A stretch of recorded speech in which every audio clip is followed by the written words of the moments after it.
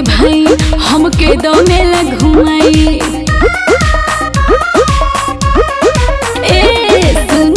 जीजा के भाई हमके दो मेला घुमाई, संग ही झूले के झुलुआ चाट चाउमीन खाइल जाई।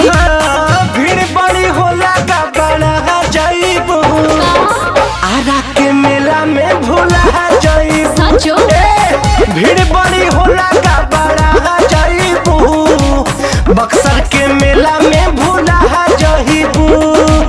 मेले में आए हुए सभी दर्शनार्थियों का दुर्गा पूजा समिति हार्दिक स्वागत एवं अभिनंदन करता है। जय माता दी।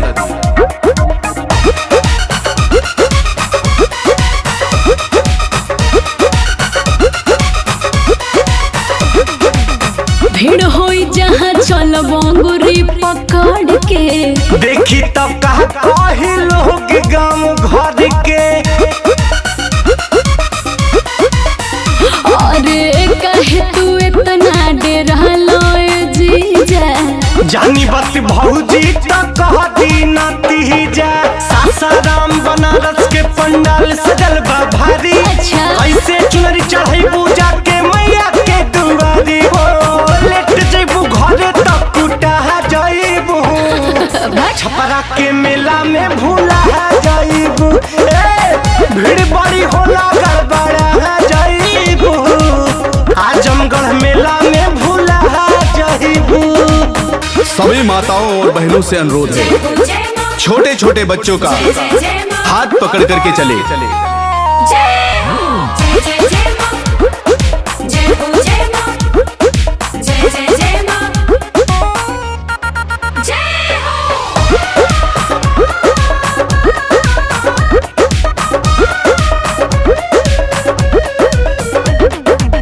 अरुण बिहारी कौनो किन निशानी, बोला काले बुसाली सोना की चानी।